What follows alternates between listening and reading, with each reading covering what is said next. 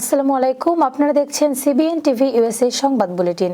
সাথে আছি আমি ইশরাত জাহান। শুরুতে এসেনশিয়াল হোম কেয়ার সংবাদ শিরোনাম। ট্রাম্পের দ্বিতীয় মেয়াদে শপথ গ্রহণ সোমবার, ওয়াশিংটনে জমকালো আয়োজন। শেষ মুহূর্তে জটিলতা কাটিয়ে যুদ্ধবিরতি চুক্তিতে পৌঁছেছে ইসরায়েল ও হামাস। ধাপে ধাপে কর্মসূচির কথা ভাবছে আওয়ামী লীগ। এবং দিল্লিতে হাই কমিশনার নিয়োগে ভারতের জবাবের অপেক্ষায় বাংলাদেশ। শুনছিলেন এসেনশিয়াল হোম কেয়ার সংবাদ শিরোনাম, এবার বিস্তারিত।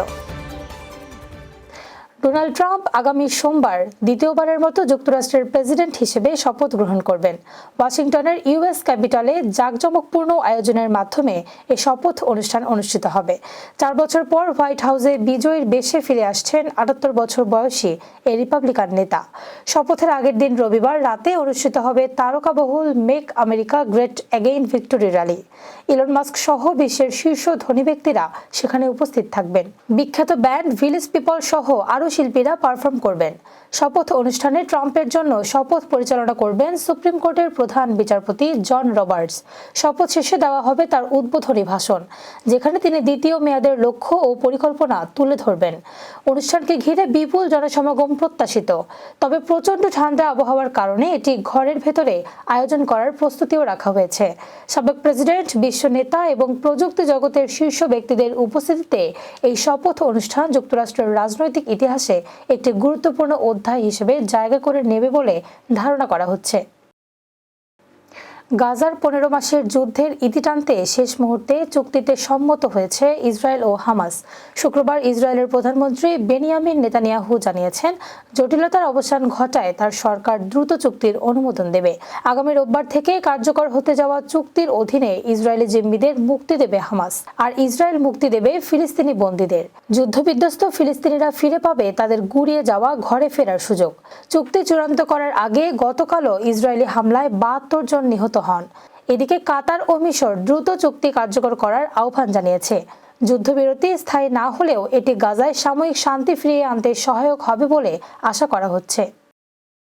টানা 15.5 বছর ক্ষমতায় থাকার পর সরকারি চাকরিতে কোটা নিয়ে 36 দিনের ছাত্র জনতার অভ্যুত্থানে পতন ঘটেছে আওয়ামী লীগ সরকারের।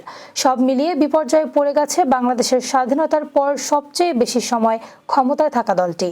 গত 5 আগস্ট পতনের পর সম্প্রতি বিভিন্ন রাজনৈতিক সমাবেশে ভার্চুয়ালি বক্তব্য দিয়ে সরব হওয়ার চেষ্টা করছেন শেখ হাসিনা। একই সঙ্গে বর্তমান পরিস্থিতিতে সংকট মোকাবিলা করে দলীয় কর্মকাণ্ড এগিয়ে নিতে দলীয় নেতাকর্মীদের নির্দেশনাও দিচ্ছেন তিনি। হাসিনার পতনের পর থেকে আওয়ামী লীগের শীর্ষ থেকে শুরু করে তৃণমূলের নেতাকর্মীরা এক অর্থে উধাও হয়ে গেছেন। এ যেন আকাশ থেকে মাটিতে পতন। অনেকেই সীমান্ত পাড়ি দিয়ে ভারতে অবস্থান করছেন, অনেকেই সীমান্ত পাড়ি দিতে গিয়ে বর্ডারে ধরা খেয়ে কারাগারে, কেউ কেউ আবার প্রাণ হারিয়েছেন। এই অবস্থায় আওয়ামী লীগের ভবিষ্যৎ নিয়ে নানামুখী কথা হচ্ছে। ঘুরে দাঁড়ানোর পথ খুঁজছে কি দলটি? এমন প্রশ্নের জবাবে দলটির যুগ্ম সাধারণ সম্পাদক বাহাউদ্দিন নাসিম বলেছেন, অচিরেই দলের পক্ষ থেকে কর্মসূচি দেওয়া হবে। ধাপে ধাপে কর্মসূচিতে হরতালের কথাও চিন্তাভাবনা করা হচ্ছে।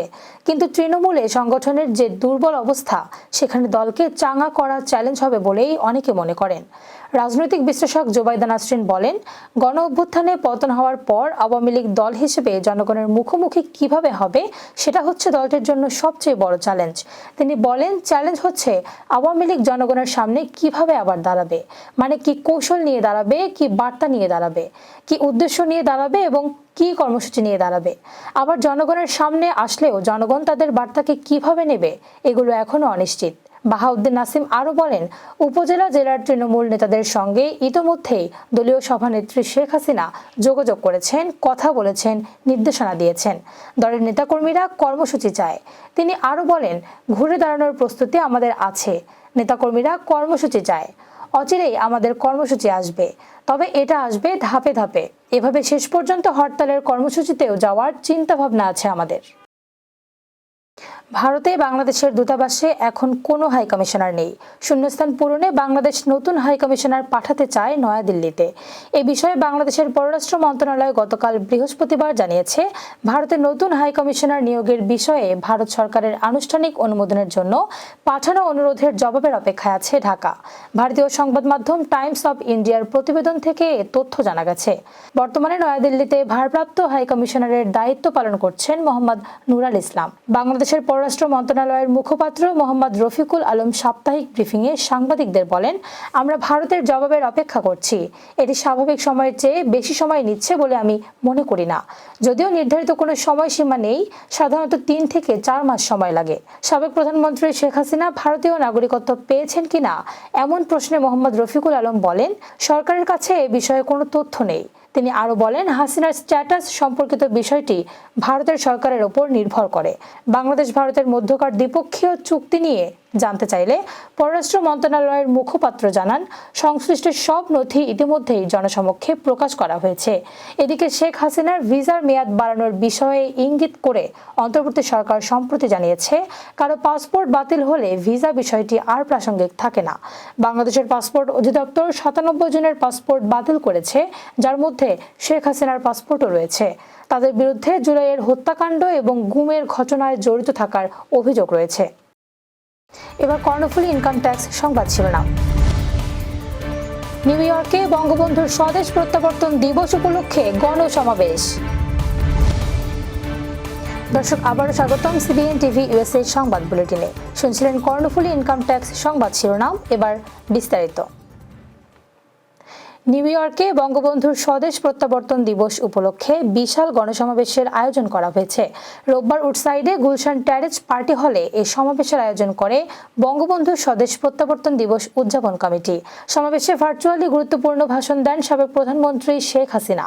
অনুষ্ঠানের সভাপতিত্ব করেন উদযাপন কমিটির আহ্বায়ক ডক্টর প্রদীপ রঞ্জন কর। বিশেষ অতিথি হিসেবে উপস্থিত ছিলেন Democratic district leader doctor Dilip Nath, যুক্তরাষ্ট্র আওয়ামী লীগের সাবেক সাধারণ সম্পাদক শামীম চৌধুরী, বীর মুক্তিযোদ্ধা শেখ কামাল স্মৃতি পরিষদের সভাপতি ডক্টর মাসুদুল হাসান, যুক্তরাষ্ট্রের আওয়ামী লীগের সভাপতি মোহাম্মদ আক্তার হোসেন, যুক্তরাষ্ট্র আওয়ামী লীগের পশ্চিমাঞ্চলের সাধারণ সম্পাদক শফিকুল আলম বরকত সহ আরও অনেকেই। দর্শক, এই ছিল সিবিএন টিভি ইউএসএ সংবাদ বুলেটিনে। শেষ করছি, পরবর্তী বুলেটিন দেখার আমন্ত্রণ জানিয়ে এতক্ষণ সাথে থাকার জন্য ধন্যবাদ সবাইকে।